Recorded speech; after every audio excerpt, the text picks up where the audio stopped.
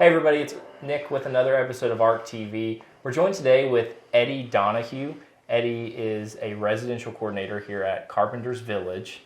And Eddie has kind of a unique story that I think a lot of you will find interesting, and also just kind of put down the stigma. So kind of tell everybody, what is the unique fact about you besides you being a residential coordinator? I'm also a police officer at Owsley County Sheriff's Office. I was a police officer before visiting ARC facilities and making the change to come over to work for addiction recovery care to help people in recovery. So, and I might be even doing a disservice here, but I'm going to sum your story up a little bit more. So basically, at one time you were a Beattyville police officer. You decided, you were arresting these people that you clearly knew needed treatment, and so you decided, hey, I'm going to start trying to help these people find treatment. For a lot of our clients out there, you've probably had some type of interaction with the police officer. Maybe it was bad, maybe it was good. But Eddie, I kind of want to hear your thoughts. Is it important to not let an interaction with a police officer define the way you look at police officers from here on out, especially now that you're working towards recovery?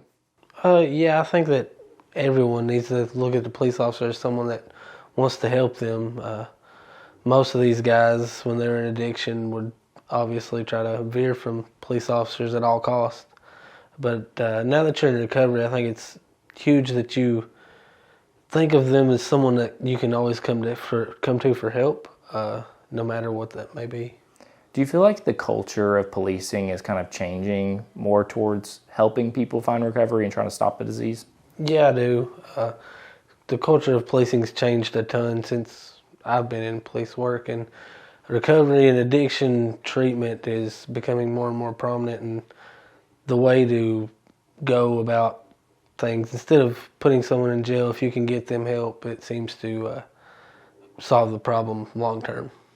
And for somebody out there that may have had a bad experience with a police officer, whatever that may be, what do you want to reassure them? Are there police officers now that are excited to watch their journey to recovery, that are cheering them on?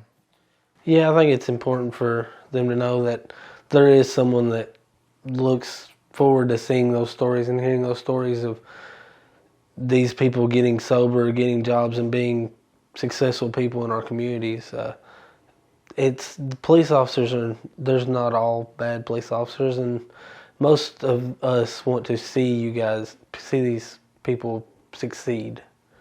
In some type of way, yeah. Eddie, just last couple of questions for you.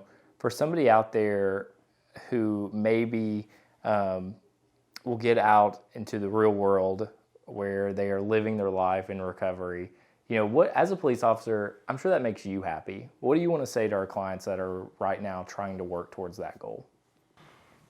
There is people out there that want to see you succeed, and we are proud of you. I'm proud of all of you out there trying to work towards your recovery and what that means to you, however that looks. I want you to be successful in everything you do. Yeah. Well, guys, Eddie is such an awesome story.